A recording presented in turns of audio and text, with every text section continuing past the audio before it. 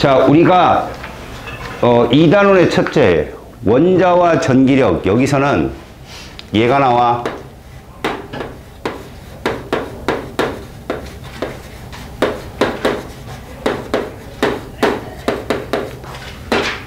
전기력이 시험에 나온다. 일직선상에 있는 전하들이 받는 힘, 이게 나오는데, 전기력이라고 하는 것은 정확한 값으로 보지 말고 이렇게 놓는 거지. 여기에다가 이렇게 쓰자. 그냥 전하량의 곱으로. 자, 플러스는 무슨 력?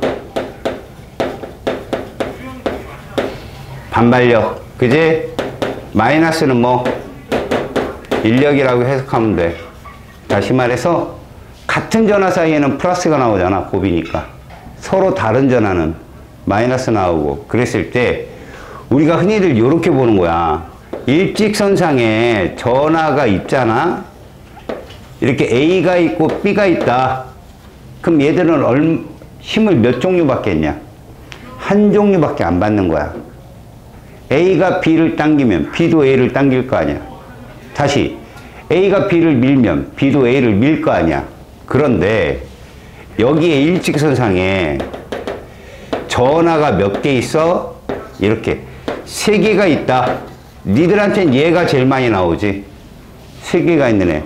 그러면 얘들은 각 전하가 받는 힘이 한 종류거든.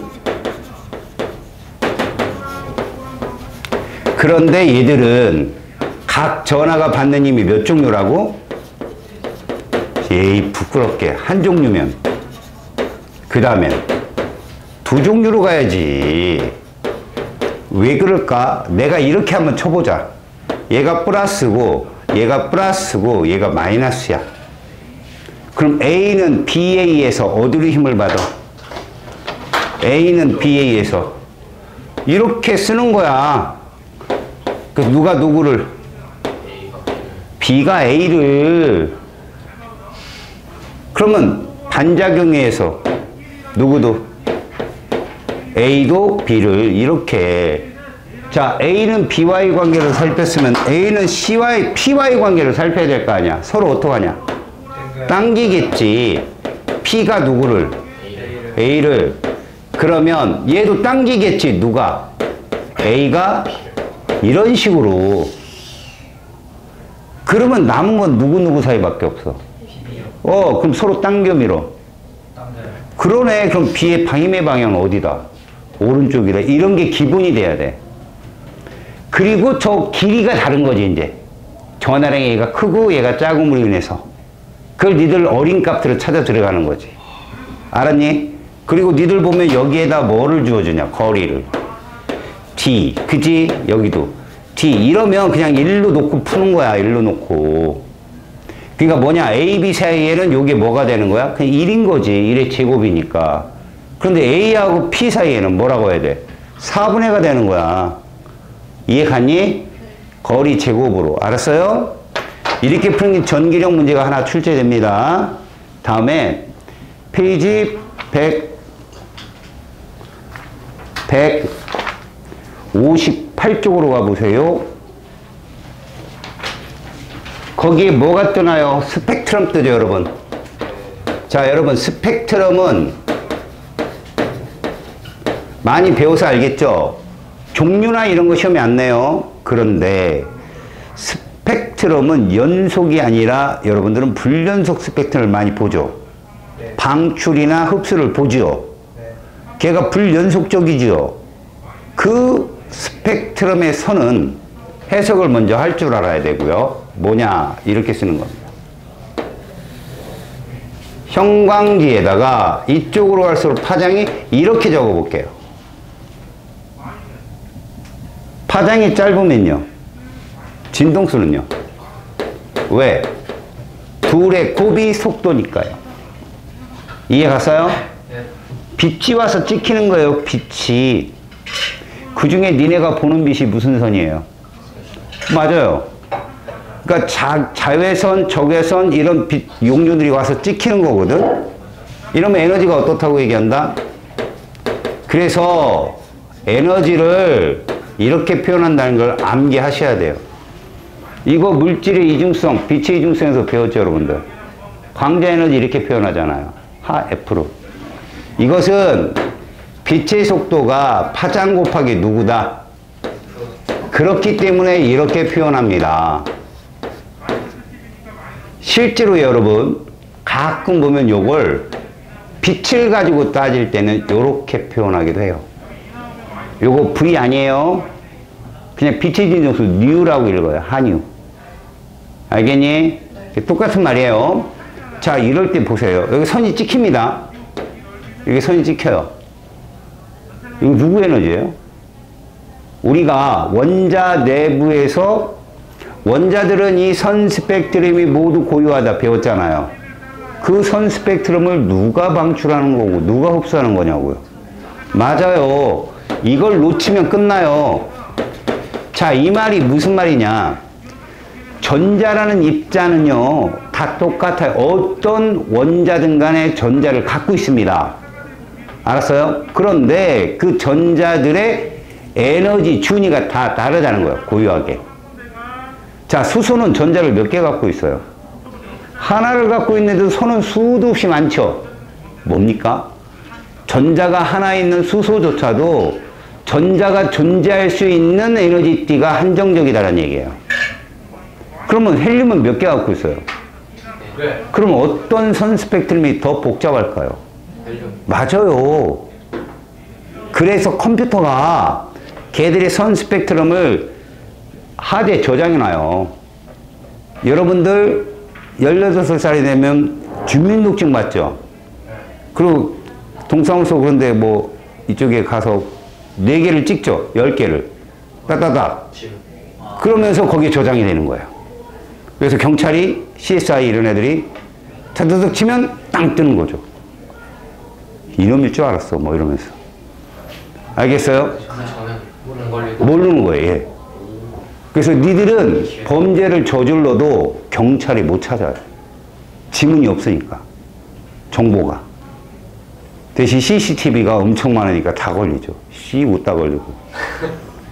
자, 여러분 실제로 말입니다. 모든 원자들은 이 선 스펙트럼이 달라서 별빛을 가지고도 별이 지구까지 도달하는 중간에 성운도 있을 거고 암흑물질도 있겠죠. 그 안에 포함된 물질들이 누군지도 우주에 퍼져 있는 원소들을 찾을 수 있는 거예요. 컴퓨터가 복잡한 선을 다 해석을 합니다. 그래서 수소가 있네, 헬륨이 있네, 3대1이네 이런 걸 찾는 거죠. 그러면 여러분들은 그런 그러니까 우리가 이용을 하고 있는 거 아니에요?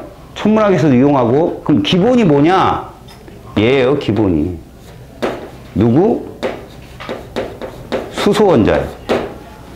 수소원자는 중심에 핵이 있고, 자, 에너지 준위를 뭐로 표현한다? 원으로 표현해요.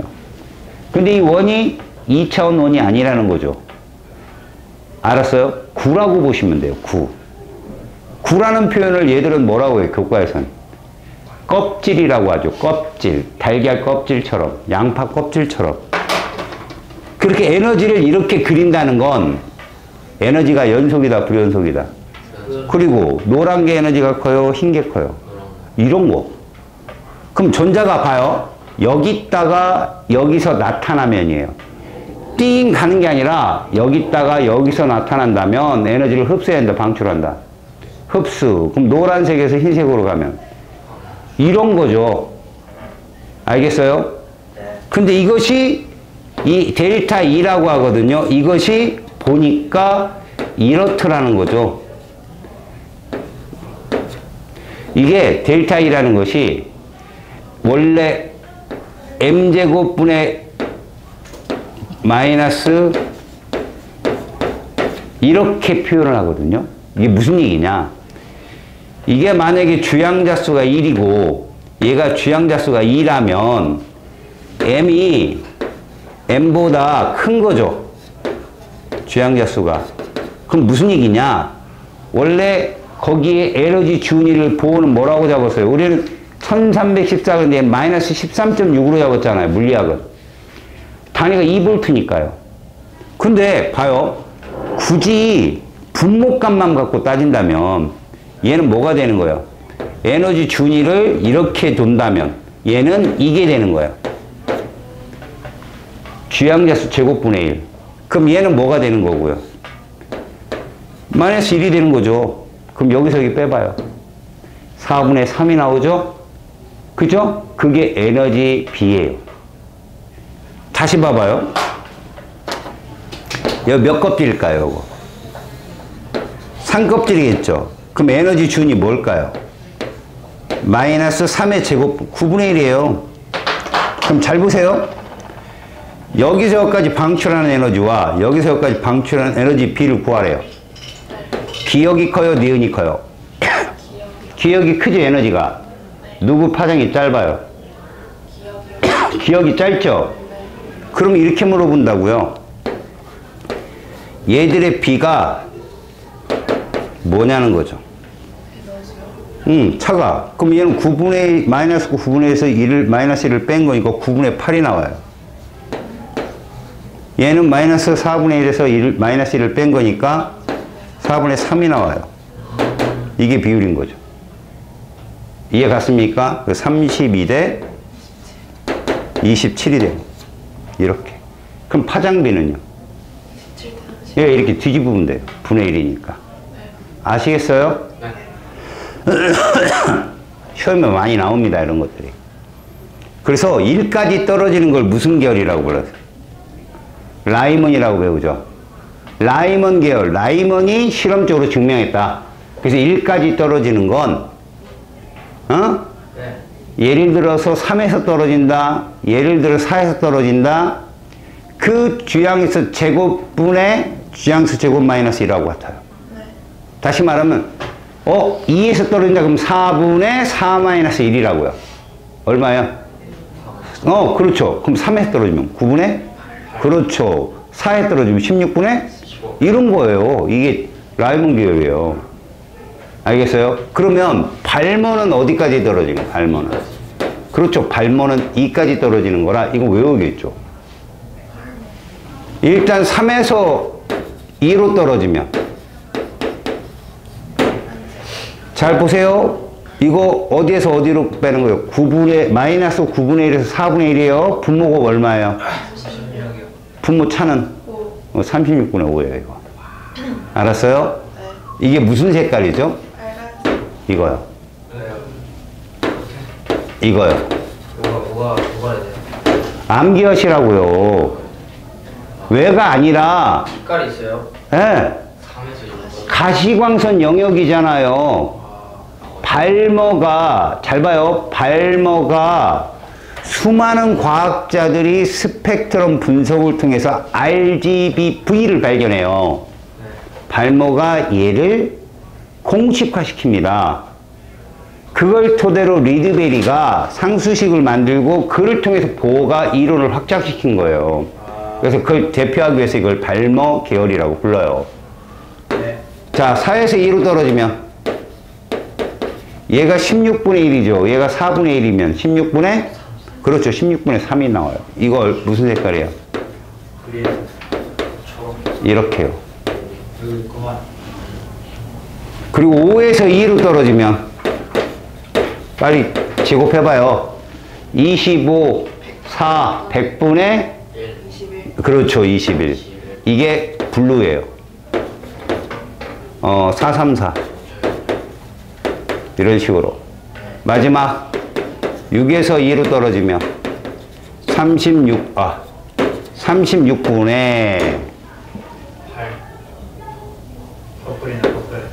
무슨 색깔입니까? 얘는 퍼플은 패션 회사에서 하는 말이고요. 바이올렛이라고 하는 거예요. 예. 얘는 410 나노미터. 그럼 보세요. 파장이 어떻게 되고 있나. 이렇죠. 아셨어요? 여러분, 요 둘의 파장차가 커요? 요 둘의 파장차가 커요? 기억하고 니은 중에. 얘가 파장차가 크죠? 에너지 누가 더 셀까요? 에너지 차. 기억. 잘 봐요. 그러면 에너지가 더 센데 왜 파장이 길어요? 예? 파장차가 큰데 왜 에너지는 더 크냐고요? 파장차가 크면, 파장이 크면 에너지 약하지 않나요? 나는 차가 큰 거 아니에요? 맞아요. 차 얘기예요, 차. 이거는 이 에너지와 이 에너지의 관계를 따진 거기 때문에 이 에너지 차가 더 큽니다. 아셨습니까? 밖으로 갈수록 좁아져요, 간격은. 알았지? 자, 그래서 여러분, 그 다음 파생계열도 있지만, 여러분들은 어떻게 얘기한다? 얘들 라이먼, 발머 정도는 좀 알고 있자라는 얘기죠. 나중에 여러분들이 그런 게 있네. 껍질이 5개면 선 스펙트럼 몇 개 나올까? 10개. 4개면 6개. 왜? 그거. C. 1가족은 여러분 조합으로 하겠죠. 네. 2칸 사이잖아.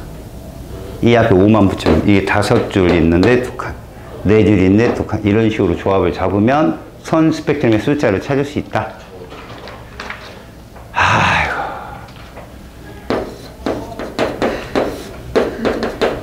아, 부끄럽네 아주. 네? 보통 1등급이잖아. 영희나 배웠어? 좋아? 네. 야, 중학교 1학년도 배웠다는데 그. 1일이에요? 어. 네? 중1이라고요? 천대. 응, 중1이요. 어? 크게 되라. 점점을 붙구나. 부끄러운 것들. 자, 이제 넘깁니다. 페이지 168쪽 에너지 띠와 반도체입니다. 자, 여기도 마찬가지입니다. 틀리면 곡소리밖에 안 나오는 것이에요. 시험에 나오는 거 에너지 띠에 대한 문제가 나오는데 뭐 구별하는 거? 도체. 요즘에 부도체라고 하죠. 그 다음에 반도체. 자, 여기서는 여러분 왜 에너지 띠가 나올까요? 원자들의 집합을 우리는 뭐라 불러요? 물질이라고 부릅니다. 알았어?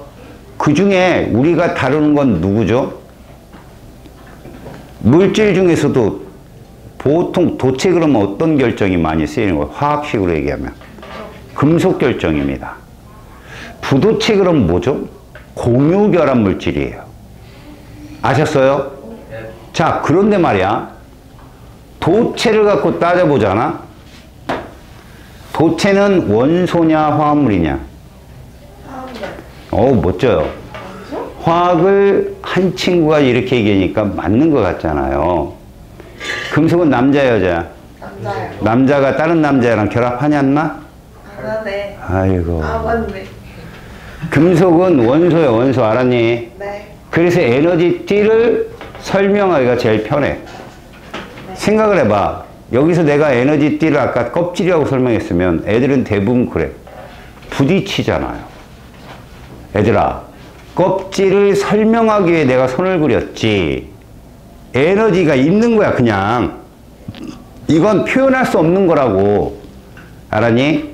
그러면 이것들이 여러 물질이 있다면 그 에너지 껍질이라고 부르는 그게 수학적인 공간상에 배열되는 것이 아니라 그들의 에너지를 추측하는 건데 어느 공간이든 그것들은 겹칠 수가 없어, 얘들아. 겹칠 수가 없으면 어떻게 될까? 위아래로 쌓이겠지. 그래서 금속과 금속이 막 가까이 존재하잖아. 그러면 얘들은 다 1껍질, 2껍질, 3껍질이 있는 애들이잖아. 중요한 건 이것들이 같은 원소라는 거야. 같은 원소면 같은 에너지 차를 갖게 될 거 아니겠니? 근데 혼자 있을 때 에너지 차가 요만큼인데 두세 개가 주변에 나타나면 1껍질 거기에도 에너지가 겹치지 못한다. 파울리 베타울리라고 그래, 그거를. 알았어? 파울리 베타 규칙에 의해서 얘들이 겹치질 못해. 그러다 보니까 위아래로 놓이게 돼. 그걸 눈으로 만약에 표현한다면. 그래서 얘들이 두꺼워진다는 거지. 자, 1껍질이 2껍질 차이가 100이야. 예를 들어서. 근데 금속이 여러 개가 존재하잖아. 좀 이렇게 되는 거야. 이렇게. 봐봐. 이 차이가 딱 100이거든. 예를 들면. 그런데 하나가 더 있는 거죠. 이렇게. 걔는 이것도 갖고 있어. 이렇게. 겹치진 않아. 근데 또 하나가 또 생겼네. 이렇게 되는 거지. 자, 이렇게 되면 노란 거하고 빨간 거 사이는 100이 아니잖아. 이게 뭘 의미하냐? 전자의 이동이 어떻다? 보다 쉬워진다. 알았어? 보다 쉬워진다. 그래서 우리는 그래도 이런 걸 에너지 띠라고 하잖아. 띠. 그지? 우리 허용된 띠라고 그러거든. 전자가 바닥 상태에서 존재하는 띠를. 요 간격에는 전자가 있을 수 있냐 없냐? 없다. 그걸 띠틈, 띠간격 이렇게 부르는 거지. 자, 근데 금속은 가장 바깥쪽에 원자과 전자가 존재하는 띠가 있겠지. 그걸 무슨 띠라고 한다? 원자과 띠라고 불러. 걔들이 에너지가 제일 어떠냐? 높지? 잘 들어봐. 너희들이 빛의 이중성을 배웠잖아. 원자과 띠에 있는 전자를 끄집어내는 게 일함수냐? 요게 전도띠에 있는 전자를 끄집어내는 게 일함수냐? 맞아. 이게 금속의 특징이야. 금속은 원자과 띠에 전자가 있어야 됨에도 불구하고 밖으로 가면 니네 원 어떻게 그려? 잘 봐. 보호 전자 껍질을 단면으로 그러면 1껍질, 2껍질, 그 다음에 요게 3대, 이게 1인데 이게 무한대야. 이거 1이고 이거 2다. 무슨 얘기냐? 밖으로 갈수록 간격이 어떻게 된다? 좁아지다 보니 금속은 전자가 존재하는 띠가 수보다 많을 거 아니냐? 응? 적어도 3번부터 출발하냐, 금속은 리튬. 그러다 보니까 밖으로 가면 띠가 겹쳐져. 여기 있는 애들은 이렇게 간격을 나타낼 수 있는데 저 밖으로 가잖아. 얘가 3껍질, 이게 4껍질, 이게 5껍질, 막 점점점 간격이 좁아지는데 그들이 있으면 주양자수와 주양자 사이도 막 같이 맞닿을 수도 있어. 그런 걸 무슨 띠라고 한다? 전도띠. 그러니까 원래 이런 거야. 자, 나트륨은 몇 껍질까지 있냐? 몇 주기야? 3주기니까 껍질이 3개까지만 다 전자가 채워져. 그치? 그런데 이 나트륨을 보니 나트륨이 걔들이 격자를 이루고 결합을 하거든. 이제 여러분들은 안 배웠지만 이게 이제 저거야. 채심 입방격자라는 금속 결정을 가져 걔가. 아, 격자 모형이 있어 얘들아. 응? 그 격자를 갖게 되면 한 육면체 안에 2개씩 금속이 있는 꼴이 되거든. 중앙에 있고 그 다음에 정육면체는 꼭지점이 몇 개야? 8개잖아. 거기에 금속들이 있어갖고 서로 관여를 해, 전자띠에. 그러면 3껍질까지가 우리는 원자과띠라고 부른다면 이제 4껍질 위쪽은 다 무슨 띠가 되는 거야? 전도띠가 되는데 이게 붙어요. 도체들은 붙는다니까? 그래서 손쉽게 전도띠로 전자들이 튀어나가. 그럼 원자과띠에 뭐가 생겨? 공간이 생기지. 그걸 우리는 뭐라 부르냐? 그걸 양공이라 부른다고. 양공이 생기면서 어떤 현상이 생기는 줄 알아? 원자과띠에 있던 전자들이 양공이 있는 쪽으로 쏠리게 돼. 그럼 전체적인 원자과띠의 전자의 움직임이 활발해져. 그럼 뭐가 또 더 생긴다? 전도띠의 전자들이 더 잘 생기는 거야. 여기서 중요한 거, 원자과띠에 있는 전자는 나트륨 한 개냐? 수많은 나트륨의 전자냐? 맞아. 나트륨 몇 쪽이냐? 13쪽. 10, 여기요? 1족이죠. 나트륨. 리나가 큰 루비 셉에서 프랑스로 튄 애들이 1족 아니야? 아요. 미나칼. 리튬, 나트륨. 큰 칼륨, 루비, 루비디움, 셉에서 세슘, 프랑스 프란시움 87번. 이렇게 전자가 자기만 있는 게 아니라고 원자과 띠에는 수많은 나트륨의 전자들이 몰려있는데 걔들이 운동량이 심해지면 전도띠로 넘어갈 수 있는 확률이 높아지는 거야. 심하면 밑에 있는 전자들도 막 튀어올라와. 알았어? 무슨 말인지? 그런 걸 우리가 보통 말하면 뭐 전자띠라고 부르는데, 이게 봐라. 원자가 띠를 이렇게 표현을 한단 말이야. 이게 원자가 띠다. 그러면 수많은 원자들의 가장 바깥쪽 껍질이 모여있는 거기 때문에 최각 전자가 이게 몰려있다고 생각하면 돼. 최각의 전자가. 알았니? 이게 몰려있는데, 이 바로 위에 얘가 있는 거야. 무슨 띠? 전도띠가 있는 거지, 이렇게. 그럼 여기서 올라가는 거 얼마나 편해. 맞지? 이렇게 되면 뭐가 생긴다고, 여기에? 그렇지. 이렇게 된 애들이 도체다. 전도띠가 가깝게 있는 애들이. 근데 이 전도띠가 yor라 멀리 있는 애들이 있어. 자, 이거 왜 그러냐는 거지. 아니, 여러 물질들이 겹쳐 있으면 당연히 이게 가까이 있는 게 당연한 건데, 이거 물질의 특성 때문에 그래, 얘들아. 금속은 호돈수라고 했잖아. 근데 니네 공유결합 물질을 가만히 봐봐. 예를 들어서 고무. 응? 고무가 전도성 있냐? 없어요. 그지? 얼마나 없으면 고무장갑 끼고 전선줄 만들려고. 소위 말하는 물질로는 절연체잖아, 고무가. 네. 니네 그 목장갑에 빨간색 이렇게 칠한 거 알아? 네. 아, 그것 진짜 머리 좋지 않냐? 그 엄청, 어디요? 맞아. 엄청나게 돈 벌었어, 그거. 내가 그걸, 고등학교 2학년 때, 제주도에서 알바할 때, 파인애플 처음 봐갖고, 그거 딸 때 내가 생각했으면 난 돈 엄청 벌었어. 니네 파인애플 따봤어요? 안 봐요. 손 다 찢어집니다. 목장갑을 끼고요. 유만한 그 정글도 비슷한 게 있어요. 그걸 퉁 쳐야 돼요. 근데 이게 제대로 못 잡으면 초보들은 그 가시에, 파인애플 가시에 여기 나가요. 그럼 점심 먹어라 그러면 이제 이렇게 날려다가 가면 이게 붙어요. 피 그거에. 그럼 물에 담궈요. 그래서 조심히 뜯어야 돼요. 그러면 그 장갑이 안쪽만 빨갛고 바깥쪽은 하얘요. 그때 알아챘어야 돼요, 내가. 비닐을. 왜 딱 그 장갑 보고 그 생각이 들었고, 나 이랬는데, 옛날에. 알바할 때, 뭐, 이렇게. 걱정하지 마십시오. 거기서 알바하고 비행기 타고 넘어왔어요. 무전여행 갔다가. 제주도 가서 알바하고. 근데 좀 비행기를 생애 처음 탔는데 너무 재미가 없었어요. 제주도에서 광주까지 몇 분 걸리는 줄 알아요? 30분. 어떻게 알아요? 가봤어요. 그래서 나는 이렇게 하늘에 올라가고, 우리 밑에 쳐다보고, 야, 집이 정말 작아. 뭐 이러면서 이렇게 할 줄 알고, 그리고 또 스튜어디스 누나가 오면, 뭐요? 이렇게 할 줄 알았는데, 하다가, 끝이더라고요. 근데 느낌이 안 좋았어요, 그때. 달아 들고 타고, 막 아줌마들이. 오리 들고 타고, 막 이랬어. 무슨 비둘기호 타는 것처럼 막.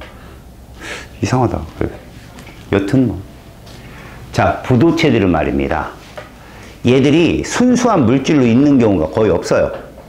그러면 다른 껍질과 다른 껍질이 만나는데 이러면 전혀 다른 반발이 생겨요. 그래서 원자가 띠하고 전도띠가 상당히 멉니다. 알겠어? 그럼 원자가 띠에 있는 전자가 전도띠로 갈 확률이 없다는 게 아니에요. 확률이 떨어진다는 거죠. 이해가요? 네. 그러니까 자유전자가 너무 극소수다. 알겠어? 그런데 말이야, 온도를 높이잖아? 그럼 확률이 높아지죠. 그래서 전도성이 좋아집니다. 자유전자가 많이 생겨서. 근데 문제는 이거죠. 금속은 자유전자가 수백억이야. 근데 부도체는 2개야. 온도를 높였더니 4개, 5개가 필요 없어요. 전도성 높아지는 게 전혀 필요 없습니다. 근데 반도체는 아니에요. 반도체는 적어도 수백, 수천 개 돼요. 그게 온도가 높아지면 10,000개, 1,000개, 1,000,000개 막 이렇게 커져요. 알겠습니까? 그래서 반도체는 시험에 낼 때 반드시 부도체랑 같이 놓거나, 알았니? 절대 도체랑 같이 엮진 않아요. 왜? 얘한테도 원자가띠와 전도띠 사이에 간격이 존재하기 때문에 상대 비교해야 될 부도체가 필요합니다. 꼭. 알았어요? 네. 여러분 반도체에 누가 있나요? 알고 있는 게. 규수하고? 저만이 그렇죠. C죠. Si하고 저마늄. 14족이죠? 여러분 탄소는 왜 안 될까요? 결합을 많이 해서. 탄소는요 여러분 껍질이 작잖아요. 핵간거리가 가깝잖아. 그래서 결정이 돼버려요. 아예. 그래서 어선풀에 결합하면 흑연되고요. 흑연되면 뭐야? 부서지는 거죠. 조금 짱짱하게 결합시키면 다이아몬드가 돼버려요. 그래서 얇게 자를 뭐도 없어요. 금강석이잖아.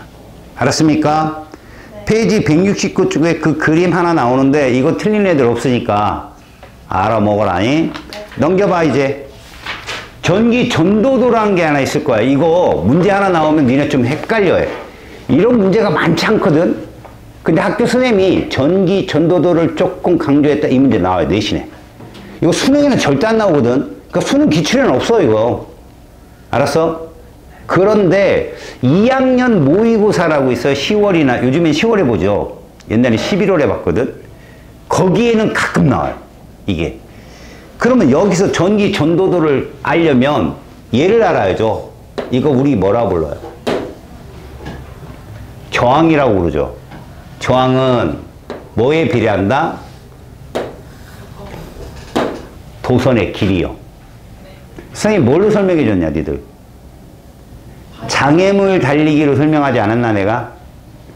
달리기를 하는데 단면적은 똑같은데 긴 터널이 있고 짧은 터널이 있으면 누가 통과하기 어려워? 그래서 L에 비례한다. 그게 회로도에서 직렬과 같아 병렬과 같아? 맞아. 직렬은 저항을 계속 연결해서 길이가 길어지는 효과. 그들이 직렬회로에서는 저항을 더했잖아. R1 플러스 R2 이런 식으로. 그 다음에 저항은 뭐에 반비례해서 S가 뭐야? 단면적. 길이가 똑같다면 단면적이 넓을수록 통과하기 쉽잖아. 이거 무슨 회로와 같다? 병렬. 그렇지. 병렬회로. 같은 전압. 그러니까 무슨 말이냐면 이게 무슨 회로예요? 삐죽이 저항을 연결하면. 그러면 이쪽의 전압하고 이게 이제 처음 전압이잖아. 여기가 나중 전압이고 얘들아. 저항이 회로상에 이렇게 딱 두 개밖에 없지. 걔는 무조건 0이다. 저항이 이거밖에 없으면 무슨 말이냐면 이거 전기 쪽 문제이기 때문에 그냥 상식적으로 알아둬야 되더라. 저항이 이렇게 있는데 여기 전압이 18V인 거지. 근데 얘가 2ohm이래. 그러면 저항이 얘밖에 없어? 여기 전압 몇이야? 이거야. 왜요? 여기에 다 걸려. 몇 암페어야 전류? 9A. V는 IR 9A. 근데 18V인데 여기에 2ohm이고 여기에 6ohm이 있는 거지. 아 6ohm이래. 4ohm 이렇게. 그럼 여기 몇 볼트냐? 0볼트 여기 여전히. 그럼 몇 대 몇이냐? 1대2. 전압도 1대2로 걸려. 네. 여기에 몇 볼트 걸리고 6. 생각해봐. 12. 자 어떻게 해야 1대2가 될까? 6볼트 걸리고 합치면 18이잖아. 이게 직렬의 원리야. 근데 병렬은 이렇대잖아. 네. 처음이 18볼트고 여기가 0이라면 여기에 3ohm 있고 여기에 6ohm 있어봐. 여기 몇 볼트 걸려? 18볼트가 걸린다니까? 여기 몇 볼트 걸려? 18. 맞아. 이게 니네가 쓴 멀티 콘덴서야 이거. 어디에 꽂아도 몇 볼트야? 220이잖아. 어디에 꽂아도.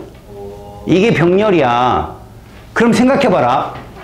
여기에 몇 암페어를까? 18볼트면 6암페어. 여기는 3암페어가 흐르겠지? 그잖아. 6318, 6318 IR 해가지고. 총 전류가 얼마 흐르니? 그럼 9 곱하기 뭐 하면 18볼트일까? 그래서 합성저항 2ohm이야.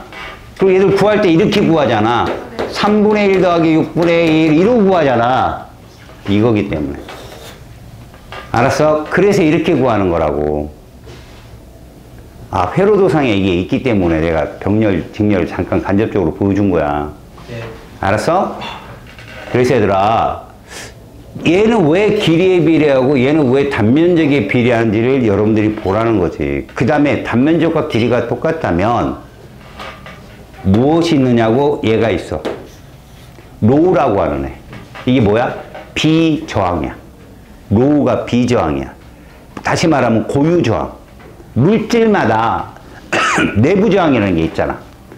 니네 내부저항이 0인 건 하나도 없다. 초돈조체 빼놓고는 하나도 없어. 그것도 절정한 온도에 다다라야. 니들이 쓰고 있는 전선이 있지. 이런 거 도선. 중학교, 고등학교 문제에서는 내부저항 0이라고 잡잖아. 어? 근데 모든 전압계든 전류계든 그 안에도 내부저항은 있어요. 그래서 정확한 전압과 전류는 측정하기 어렵다는 거죠. 아셨어요? 그 내부저항을 0으로 만들겠다. 만들 수도 있겠죠. 의미는 없어요. 굳이 그렇게 돈 들여서 전압계 전류계 만들면 누가 사요, 그걸? 알았죠? 그러니까 내부 저항이라는 것은 모두 있다. 알겠지? 자, 그런데 거기에 그 비저항을 이렇게 표현했어요. 우리가 저항을 이렇게 표현한다면, 그죠? 비저항은 어떻게 표현될까요? 이렇게 표현되겠죠. 길이분의 그걸 알았니? 그걸 요렇게 쓰면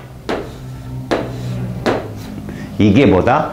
전기 전도도. 전기를 흐를 수 있는 능력치예요. 알겠습니까? 그래서 전기 전도도 요 값을 거기서 뭐라고 하냐? 시그마라고 이렇게 부르는데 이 전기 전도도는 비저항분의 1이야. 그럼 비저항 대신에 누구 집어넣으면 돼? L분의 RS 집어넣으면 RS분의 뭐가 되는 거야? 이게 되는 거죠. 전기 전도도. 그래서 전기 전도도를 여러분들이 보잖아. 금속 중에는 최고가 누구다? 은이 최고 좋습니다. 전도도가 최고 좋아요. 은 다음에 누구다? 구리입니다. 구리 다음에 누구다? 알루미늄이에요. 그래서 송전탑은 알루미늄 선입니다. 왜 그럴까요?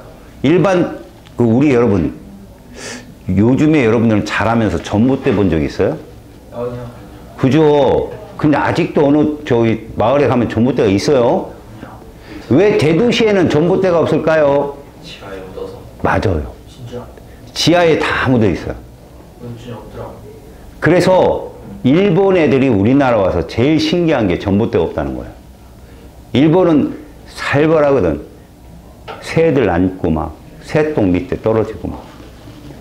근데 저희 때만 해도 전봇대 엄청 많았고요. 비가 오는 날이면 꼭 한국전력공사 아저씨가 전원이 나가니까 그거 고치다가 직접 봤어요, 저는. 푹 쓰러지는 거. 감전이 된 거죠. 그 아저씨가 가만히 쳐다보는데 축 늘어지시더라고. 팍 하더니. 그 한 분이 막 뛰어올라와서 심폐소생술 하고 돌아가셨어요, 그분. 그 정도예요. 그런 게 많았죠. 요즘은 없잖아요. 정말 좋은 세상에 살고 있는 거죠, 여러분들은. 그래서 전선줄이 되게 많아가지고 위에서 자살하는 애들 있잖아. 높은 건물, 그때는 높은 건물도 없었죠. 근데 전선에 닿았고 감전되고 막. 원래 여러분 전선줄이 양쪽으로 이렇게 있죠. 한 전선줄에만 있으면 괜찮아요. 근데 아유 힘들어 왼쪽 딱 잡는 순간 전류가 흐릅니다. 전압이 달라서. 그러니까 이게 접지의 원리인데 이런 거죠. 이렇게 스위치가 있어요. 근데 여기에 이렇게 전구가 있어요. 여기 전류가 흐르면 여기 전구 불 들어와요. 근데 이걸 딱 닫잖아요. 저항이 있는 곳으로는 전류가 안 흘러요.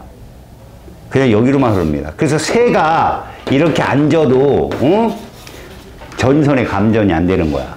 새가 앉아도. 근데 이 새가 자기 다리 길다고 옆에 전선 이렇게 딱 되는 순간 키르호프의 원리에 의해서 전압이 확.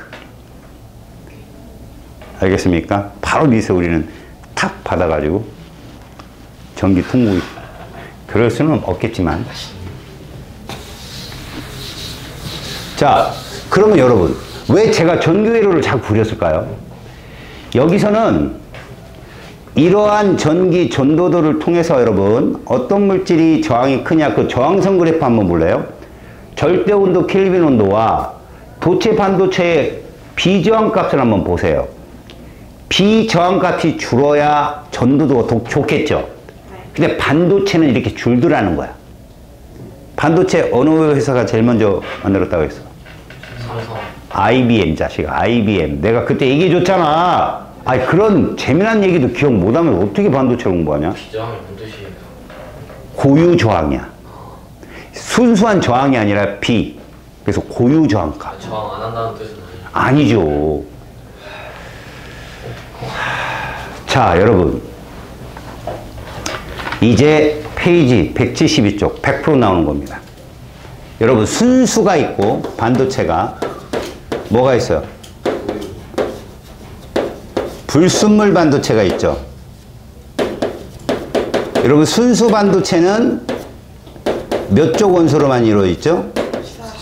맞습니다. 14족으로만 되어 있는데 불순물은 두 개죠. 14족에다 몇 족을 더한 거? 14족에 몇 족을 더한 거? 자, 이들은 왜 이런 수를 두었을까요? 이래도 우리가 아까 배웠던 온도가 높아지면 비저항이 줄어서 전도도가 높아지는 현상을 얻을 수 있는데 이렇게 하면 더 효과가 좋더라는 거예요. 뭐냐? 얘는 전자가 하나 부족하죠. 전자가 부족하니까 결국 주변에 양공이라는 게 존재하는 거야. 얘는 전자가 하나 더 많죠. 이 전자가 얘를 밀어내는 거죠. 결국 전하의 운반체 효과를 양공이 하느냐 전자가 하느냐에 따라서 얘를 무슨 형? P형. 얘는 이렇게 불렀죠. 질문. P형 N형 중에 플러스 전하를 띠는 애가 누구예요? 마이너스 전하를 띠는 애는? 이래서 다 틀려와요 애들이. 맞아요. 원자끼리 합쳤는데 뭔 전하가 어딨어요. 그러니까 이런 건 조심하시라고. 눈 뜨고 코 베이는 거니까. 알겠니? 자, 그 다음 봐라. P형과 N형은 순수하게 그대로 아주 불순물 반도체로 잘 이용되지만 이들을 접합하면 뭐가 된다? 다이오드가 되죠. 다이오드는 무슨 작용을 하죠, 여러분? 정류작용을 합니다. 그래서 이걸 회로도로 시험에 100% 내요. 회로도. 알았니? 어디에서 어디로 전류가 흐른다? 그렇죠. P에서 어디로? N으로 전류가 흐르는데 이걸 반도체 기호로 이렇게 쓰죠. 이렇게요. 알았어요? 이게 화살표 방향이 전류 방향이라고 보시면 됩니다. 이게 PN 접합형 다이오드라고 하고요. 그죠? 이거 회로도상에서 전류 움직임 할 때 꼭 보세요. 문풀할 때 나중에 꼭 봅니다. 이거 회로도 잘 못 읽는 놈은 진짜 많이 틀려요. 근데 이걸 활용하는 차원에서는 두 개로 나뉩니다. 무슨 다이오드와? 발광 다이오드와 그 다음에 뭐가 나오죠? 광 다이오드요. 자, 얘를 뭐라 부른다? LED라 불러요. 뭡니까? 전구죠. LED, 이거 형광등이네. 하여튼 LED가 전구인데요. 빛을 내는 애예요. 알았어요? 여러분 잘 봐요. 어느 형에서 어느 형으로 전자가 움직여요? 맞아요. N형에서 P형으로 누가 움직여요? 그래서 전류는 P에서 N으로 흐르잖아요. 전자가 움직일 때 에너지를 방출해요. 그럼 P형이 좀 낮고 N형이 좀 높거든요. 그때 그 에너지를 조절하면 색깔을 낼 수 있어요. 가시광선 색깔. 아시겠습니까? 그게 발광다이오드예요. 그럼 광다이오드는 뭐냐? 여기에다 쓰세요. 여러분들이 배웠기 때문에. 뭐라고요? 그러면 얘는 이렇게 생긴 거죠. 얘가 N형이고 P형인데 어디에다 광자를 쏠 거 같니? 전자가 남아도는 N형에다 쏜다. 그럼 여기서 어떤 전자가 나온다? 그렇지. 이렇게. 그게 무슨 극이냐? 전자가 튀어나오니까 무슨 극이야? 마이너스. 음극. 음극이지? 그럼 이 전자가 튀어나왔으니 여기 뭐가 생길까, 여기? 양공이 생기는데, 양공은 여기도 있잖아. 그치? 이 양공들이 이 양공을 밀어내는 거야, 반발에 의해서. 그럼 양공이 몰리겠지? 양공이 몰리면 이 도선에 있던 전자들이 이쪽으로 온다는 거야. 플러스가. 그래서 뭐가 됐다? 축전지가 된 거야, 배터리. 광다이오드는 배터리다. 알겠니? 광전 효과를 이용한. 그게 173쪽 아래까지. 여러분, 거기 중간에 있는 그림은 뭐냐? 정류작용을 설명한 거지. 얘가 뭐가 일어나면? 이게 집안의 전류잖아. 이걸 뭐라 불러, 얘들아? 교류라 부르거든? 왜 집안이 교류인지는 알아?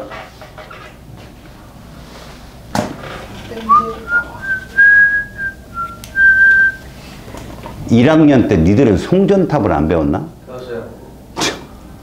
어이가 없구만. 얘들은 안 배워. 그래요? 빠졌어. 근데 막 이상한 거 더 배우잖아요. 아니, 얘들은 재밌어졌어. 니들은 뭐요? 야, 송전탑에서 송전소에서 전압을 어떻게 해야 손실 전력이 줄었어? 약하게. 아니, 너무 틀린 답을 정직하고 우렁차게 얘기하니까 아니, 제대로 살면은 전압을 높여야만이 손실 전력이 준다는 거지. 그런데 그 전압을 높이고 줄이려면 변압기를 이용하든 뭐를 이용해야 될 거 아니냐? 그때 교류가 필요해. 알았어? 그런데 말이야, 우리가 들고 다니는 휴대용 가전제품은 다 직류거든. 응? 얘들은 전압을 변압시킬 필요가 없으니까 직류야. 왜? 교류보다는 직류가 어때? 좀 더 신호 전달이 좋아. 알았니? 왜? 끊김 현상이 없잖아. 얘들 끊긴다니까. 니네 사실 전구 있지? 형광등. 일주일에 60번 끊겼나? 네가 못 느껴서 그렇지. 약간 늦게. 딱딱딱. 어이가 없네. 어? 이해해주세요. 이런 걸 주파수라고 하지. 집안의 주파수가 몇 Hz인 줄 알아? 144Hz. 오, 애들은 정말 정직하고 우렁차게 오답을 얘기해요. 60Hz예요. 근데 여러분, 이 주파수가 클수록 정보 전달이 명확할까요? 작을수록 명확할까요? 그래서 맞아요. 던졌더니 하나 걸렸죠. 니네 컴퓨터 영상 본 적 있죠? 컴퓨터 화면에. TV 화면 본 적 있죠? 누가 더 선명하고 눈의 피로가 적을까요? 맞아요. 컴퓨터입니다. 2번 연장 걸린 건 실력이에요. 그래서 TV는 카메라를 통해 전송을 받잖아요. TV 카메라를 컴퓨터로 찍는, 그러니까 예를 들어서 PC방에 가서 이렇게 촬영하는 거 있잖아. 그럼 모든 컴퓨터가 줄이 생겨요. 얘가 못 읽어요, 그걸. 주파수가 높으니까. 알았습니까? 그래서 컴퓨터 화면이 훨씬 눈의 피로를 적게 한다. 알았냐? 그런 겁니다. 자, 실제로 여러분, 이거를 정류하면 어떻게 된다? 이렇게 된다, 이렇게. 정류하면. 알았어요? 이 니들이 어댑터라고 하는 거. 충전기예요, 충전기. 아셨습니까? 하하, 이렇게 해서 또 이쪽이 끝났습니다.